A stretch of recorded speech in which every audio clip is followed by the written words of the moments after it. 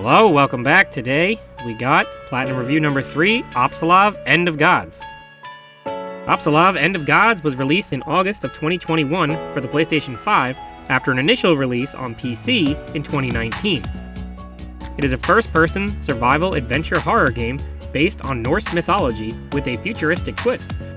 Developed and published by Angry Demon Studio, it was the company's follow-up release to 2017's Unforgiving: A Northern Hymn. The story begins with the main protagonist lying on a stone bench looking up into robotic arms. Slight movement. Her responses and cognitive abilities seem to work as intended. Good morning, my dear. Now sit up straight.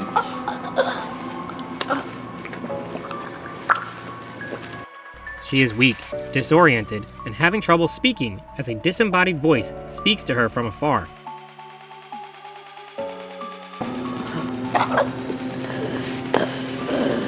Who are you? Repeat that, my dear. I didn't quite catch it.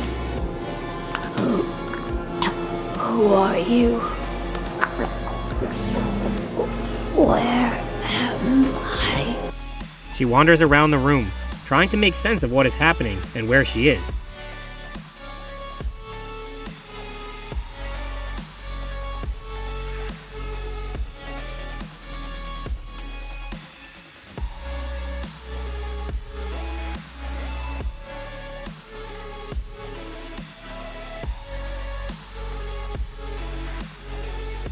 After some basic tutorials, the machine operates on her, allowing her to now speak clearly, as well as see runes on the wall.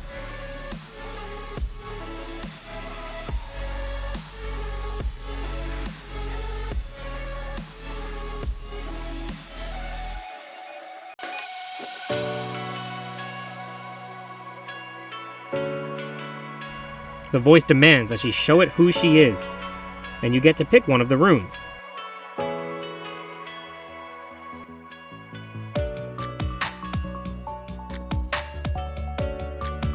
There is a trophy here associated with picking a specific rune. In this case, it is the one that looks like an H or an N. This makes sense at the end of the game, but I'm not going to talk about that yet. Either way, aside from the trophy, the decision here doesn't affect the gameplay, other than the disembodied voice getting angry at her for picking any rune other than the trophy-related one. Like the soul of the damned. I refuse to believe it. Failure. After picking a rune, she escapes the chamber through a vent and finds an audio log that warns her about a spirit that will hunt her down.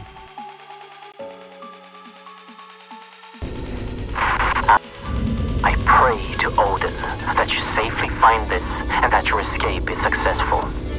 You have to hurry. As soon as the spirit notices, he will come after you, and I don't know what he will do to you.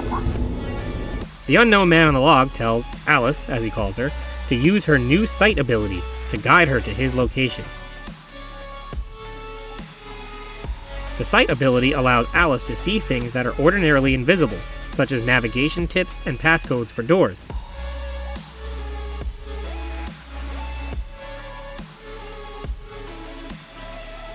The ability also allows her to see in the dark, but is limited in duration.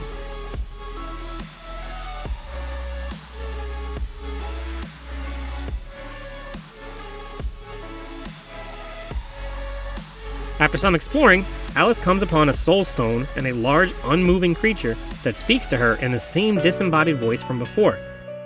It warns her that she will regret leaving its merciful embrace.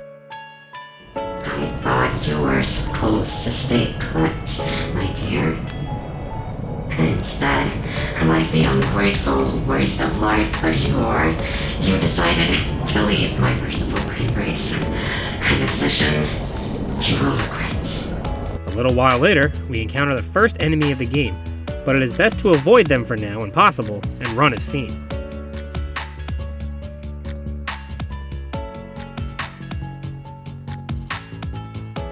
Eventually, she finds another soul stone, which serve as the game's save locations.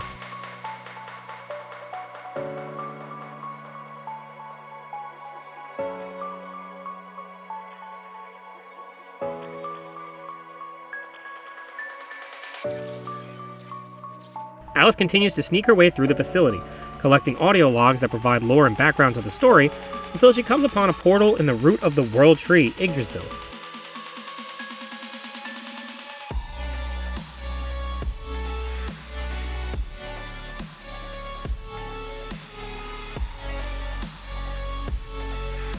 This teleports her to a dark and desolate wasteland with many creatures that begin to chase Alice until she is trapped and cornered with no escape.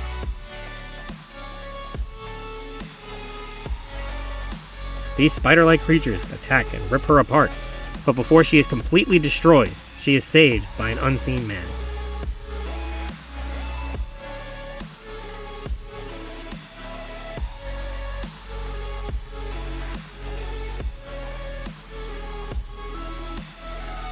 After passing out, Alice awakens in a chair as the man speaks to her about how he found her in Helheim and she was broken, but he fixed her and made her better. If I would have been 5 seconds late, the demons would have torn you apart. The great Odin spared your life but left you broken. But that's okay, because I fixed you. No, you know what? I made you better.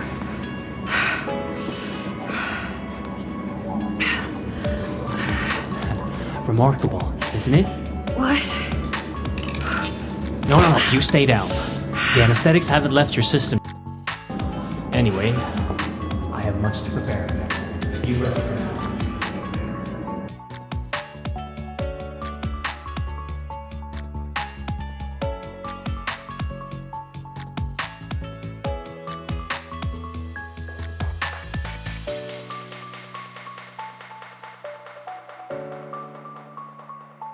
The strange man introduces himself as Heinrich Andersen, the CEO of Bohr Corp, the research facility Alice finds herself in. He tells her that his wife is on the surface, but they are trapped down here. The abominations are wreaking havoc throughout Midgard, both above and below the surface. He informs Alice that the new arm he has installed harnesses magnificent force that uses ancient powers charged by yttrium.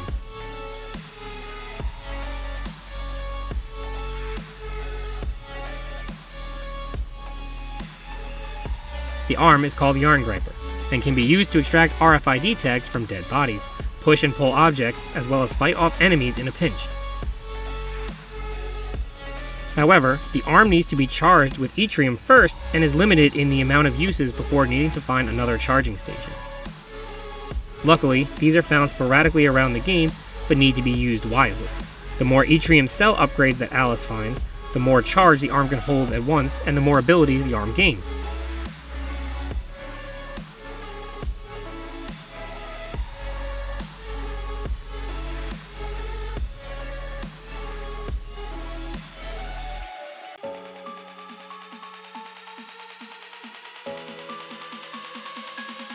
Power cells can also be found throughout the game, and these serve as portable one-time charges that can be carried in inventory and used to charge the arm when needed. Another feature of Yarngriper is the ability to unlock certain doors. Using the arm in tandem with sight allows Alice to break the lock via a timing minigame mechanic. As Alice explores more, Heinrich explains that he and his wife Sarah researched the ability to travel between the 9 realms via the World Tree using an ancient artifact known as Apsulov.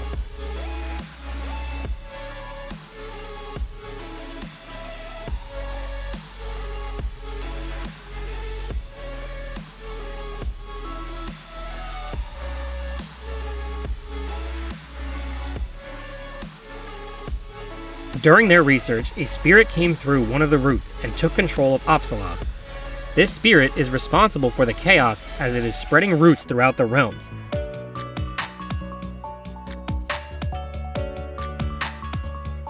In order to stop the spirit, Alice must collect the 9 artifact keys to regain control of Apsulov and stop the nightmare from spreading.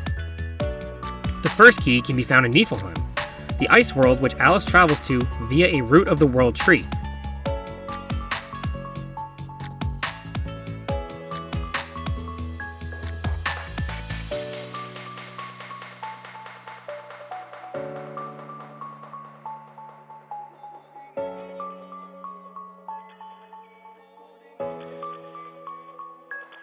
Niflheim is a cold and snowy land, watched over by a large ice giant with a piercing gaze.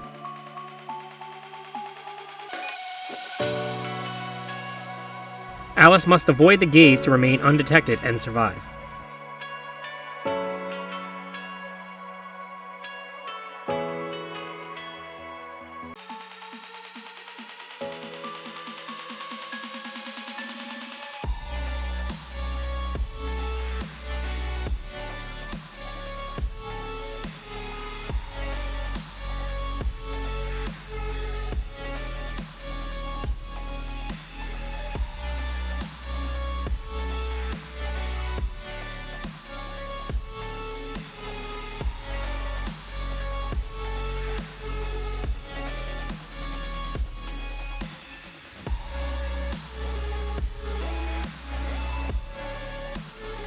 Once she finds the key, she returns to Midgard and delivers it to Heinrich, who is overjoyed at her success.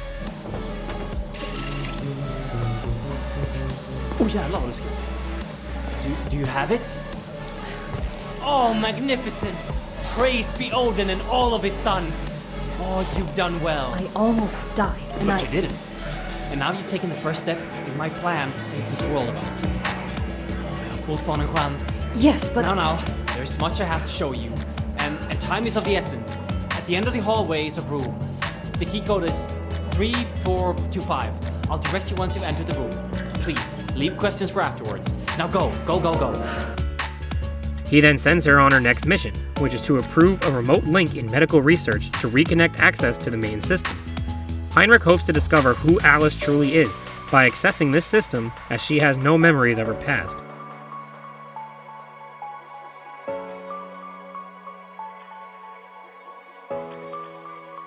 He seems to think this is essential to their success, while Sarah is more hesitant and feels there are more pressing issues to address. Henrik, thousands are dying every minute and you're talking about detours? We need to know, Sarah. I need to know what happened to her. Don't put the girl through any more than she has to, Henrik. Don't make her do this. We have to figure this out. The emergency system severed the connection between most of the systems and the base. You need to go to the medical research facility and approve a remote link to grant me access to the information we need. As Alice journeys toward medical research, she encounters a Jotun Wraith, a giant spiritual creature that blocks her path. Heinrich details how to use Yttrium Burst to destroy the creature. This unlocks the attack ability of the Yarngriper. The charge shot must be timed correctly, as overcharging it will render the shot powerless.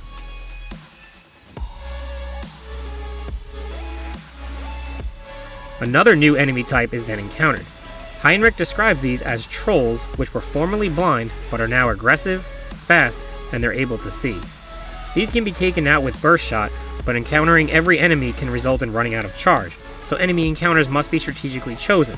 These golem-looking creatures were my least favorite, especially on harder difficulties where they were come out of nowhere, or of course when you're low on charge. Finally, Alice approves the remote link, and Heinrich is granted access to the database.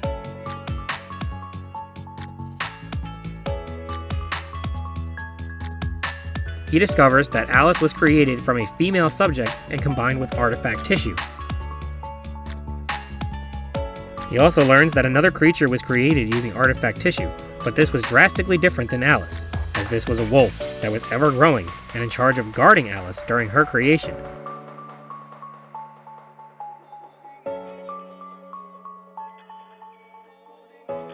After a little while, Alice returns to Heinrich, now with more questions than answers. You said you'd answer my questions. Fine. Ask away. I don't know where to start. What is this place? I built this. Spent years of mortal life toiling away at plans, scraping together resources and favors to turn this into reality. A place to research the things thought to be myth and superstition. A place to research the Apsulov, the last divine artifact left in Midgard. Heinrich answers about his research into the 9 artifact keys. How do you know where the keys are? Years of research alone and with my associates. But gets angry when Alice asks more personal questions and he sends her on her way. Who is Alice? Enough questions! You have the key! Order must be restored to the realms of Yggdrasil, and the evils from beyond must be locked out. Insert this key into the Apsulov and remember what I've taught you. Do that, and you will succeed. Now get out of here, go!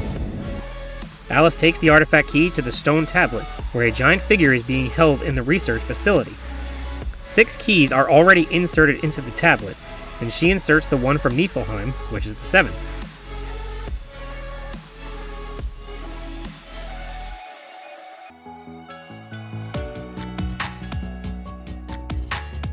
The next key is on top of an ice tower back in Niflheim, which would have been nice to get at the same time as the last one, but oh well.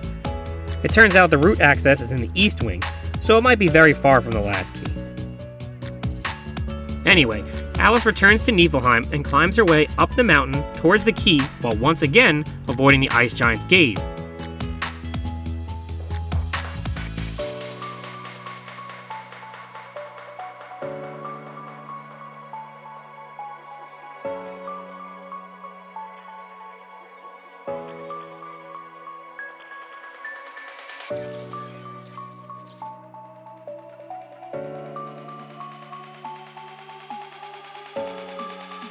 At the top, she grabs the key, but is slapped off the mountain by the ice giant.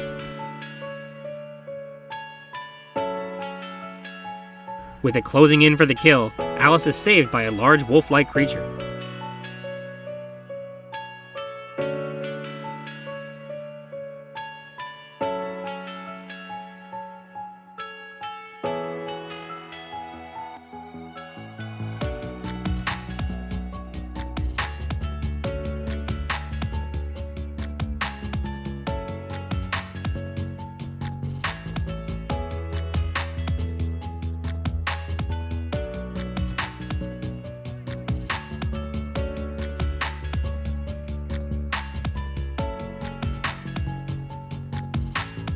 She returns to Midgard and inserts the 8th key into the tablet before heading back to Heinrich.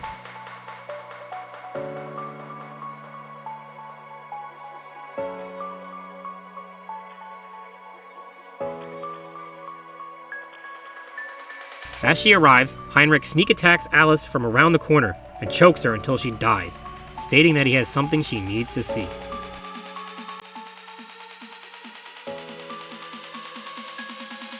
Alice awakens in the ether. This is the realm you enter if you die during the game. In order to return to where you died, you have to gather orbs and place them on circles while getting chased by the spirit. If the spirit catches you and you don't have any charge to fend it off, it's game over. But if you place the orbs, you return to where you previously died. This is especially difficult and stressful during God mode, which I'll explain in more detail later.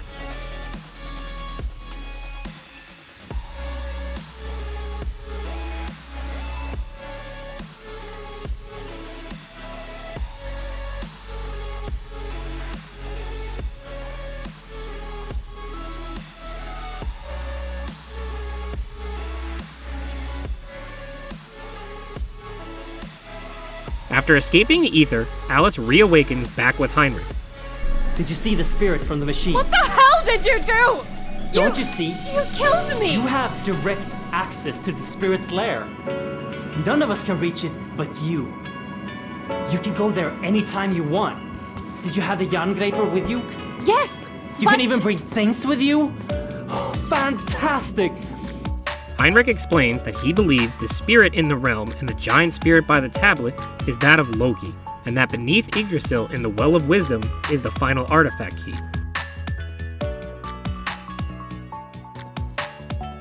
Sarah explains that Alice can use the Eye of Odin to destroy the ether and the spirit inside, thus destroying Loki.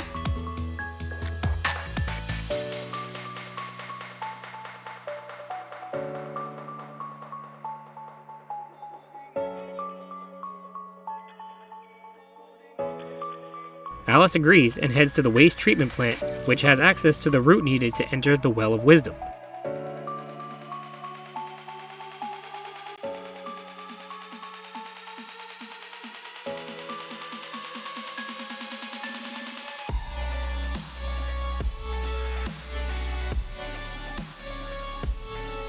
Along the way, Heinrich warns her not to use the Eye of Odin prior to inserting the last artifact key. The Well of Wisdom has many very dark caves and tunnels that can be confusing to navigate.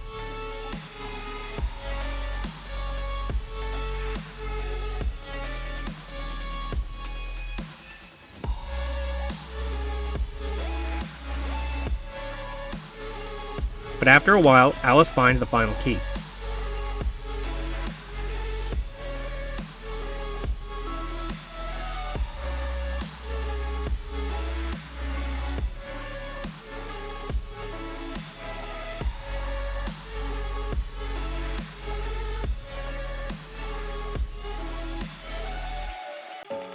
She returns to Apsulov Research and inserts it into the tablet. As she does, a large force pushes her backwards, killing her as she hits the wall, and she is once again in the ether.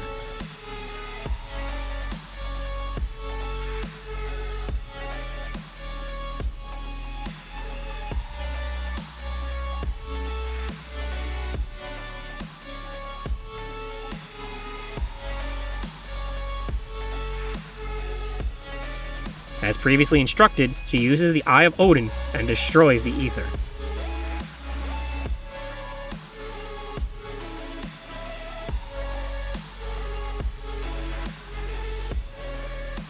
However, back on Midgard, Alice realizes that she has made a big mistake.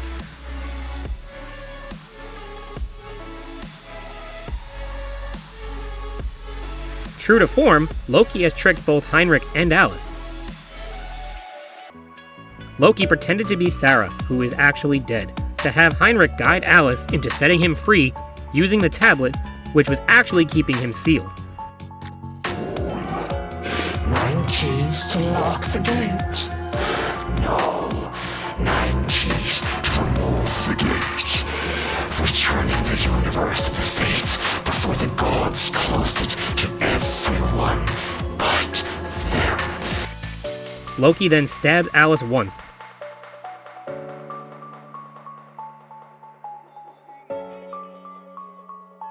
But before he can finish her off, the wolf returns to try and save her. It is futile though, as Loki effortlessly kills it and then proceeds to kill Alice as well, sending her to Helheim as the ether no longer keeps her immortal.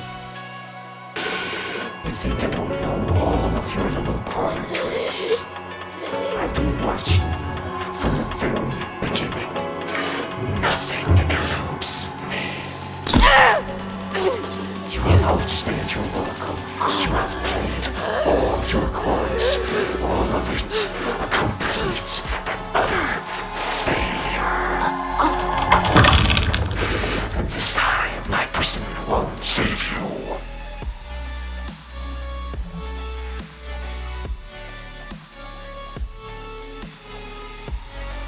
Powerless and without Yarngreifer in Helheim, Alice must find a way out.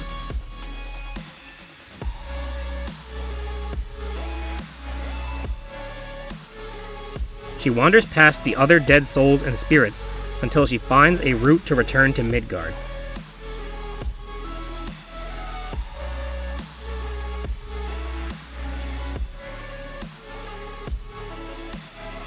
Without any abilities, Alice must tread carefully and avoid enemies as she attempts to reach Heinrich.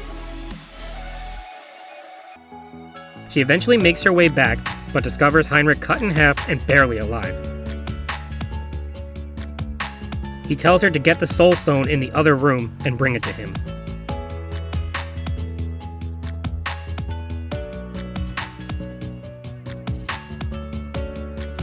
With his dying breath, he transforms his soul into the stone to help guide Alice. No longer will I be contained. No longer feel this constant pain.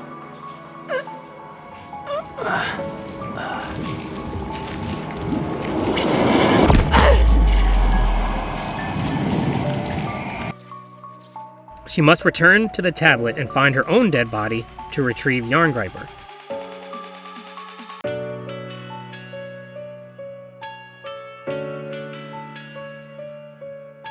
She does so and brings it to a surgical drone, which reattaches it to her body, which of course has to cut her arm off first.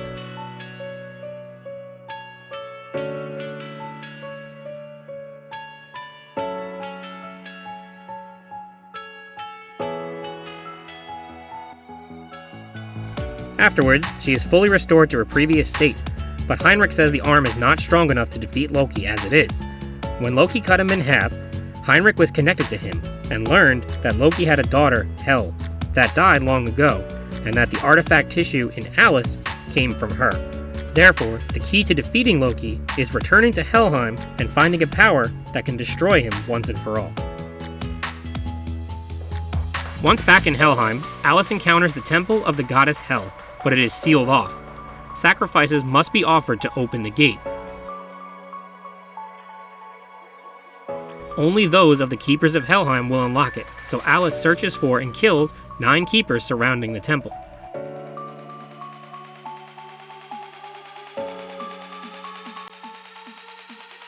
This grants access inside, where Alice finds Hel's skeleton.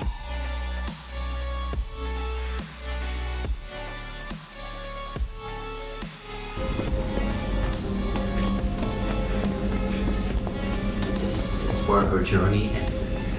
Daughter of Loki, ruler of Helheim, destroyed by the gods as vengeance for the death of Odin's son.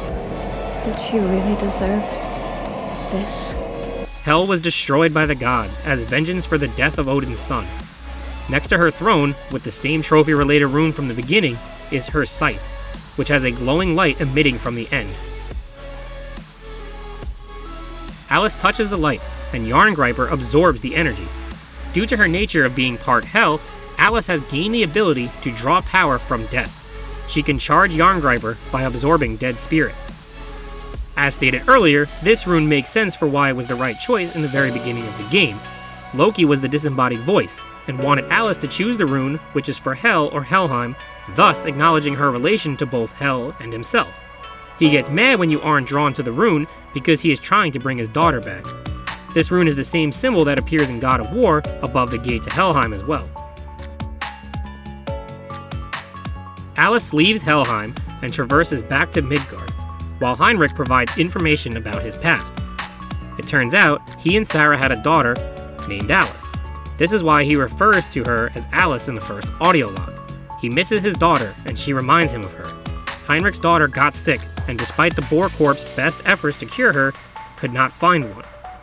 It was in a desperate attempt to find a cure that they discovered the Apsulov, and inadvertently opened the path for Loki to enter Midgard. Through the voice in the machine, Loki spoke to Heinrich and provided a cure for Alice's illness. However, it was only a ruse to gain access to the system and infiltrate from within, and begin the chaos. Aware of this plan, Heinrich attempted to lock down the system and lock out Loki. During the ensuing chaos, Sarah died, but her voice returned to Heinrich via the trick of Loki.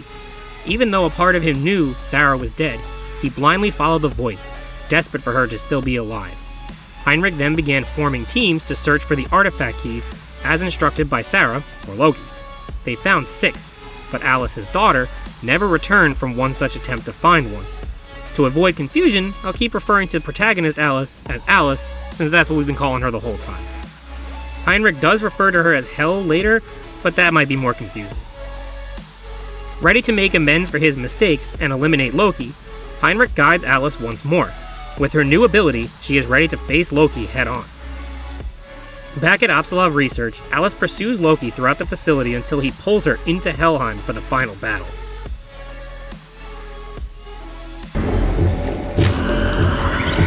Blast him!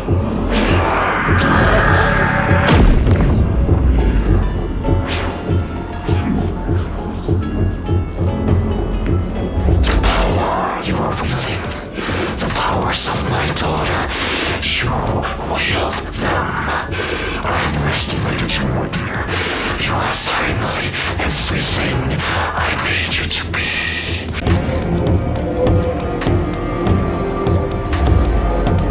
Yes, and done with your lives.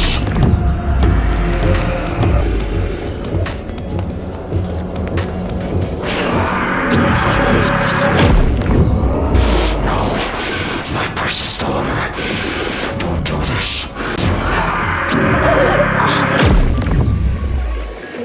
No, this can't be.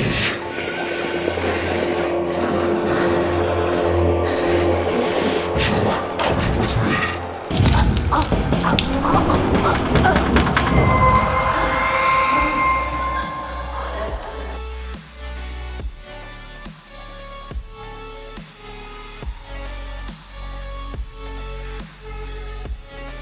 Loki changes into a giant tree-like form with many eyes and a large mouth and tongue.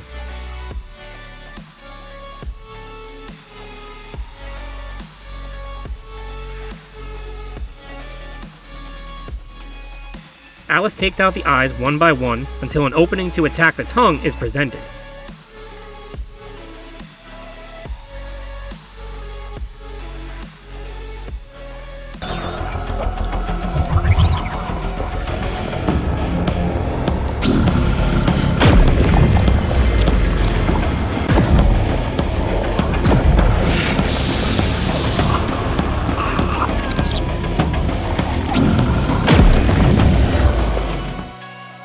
After repeating this pattern, Loki is defeated.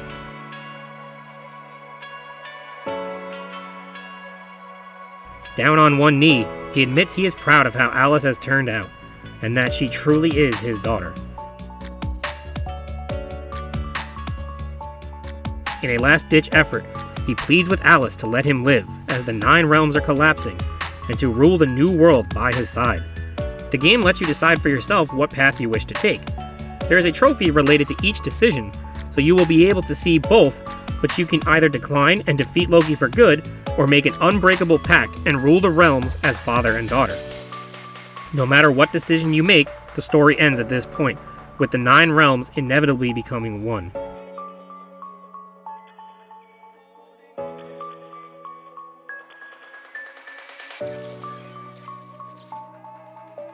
In one path, Alice, who is now referred to as Hell, enters the temple as ruler of the dead, and the game ends. Trust him with the entire world.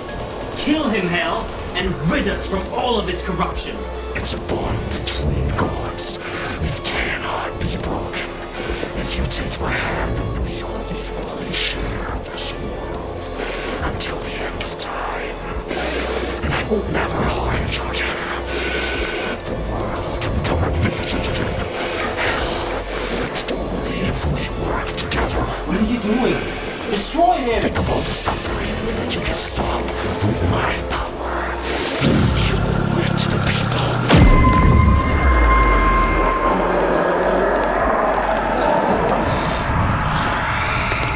It's done.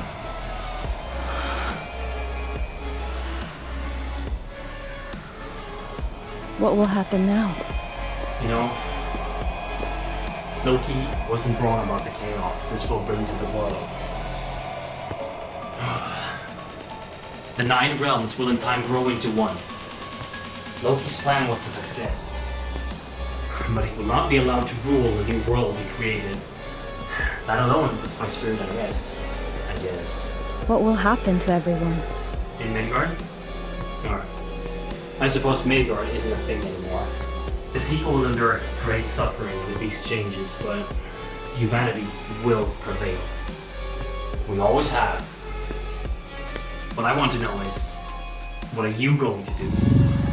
Helheim bows to your realm now. With the realms united, there will be little stopping you. You can bring order to the chaos now. Perhaps, in due time, the dead will walk among the living. We'll see. In due time.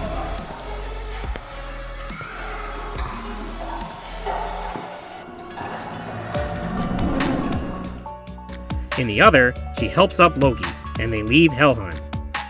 It's a bond between gods. It cannot be broken. If you take my hand, What have you done? I should never have underestimated you, my dear daughter. He was a bad influence on you.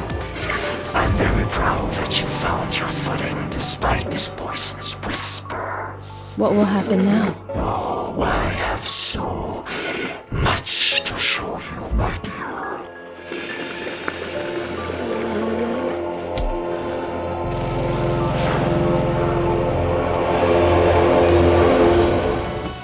In the darkness that follows, we hear a voice speak. It pleads with someone that Fimbulwinter has begun. Thor answers, requesting his hammer and waking Odin. They must pay Helheim a visit, and the game ends.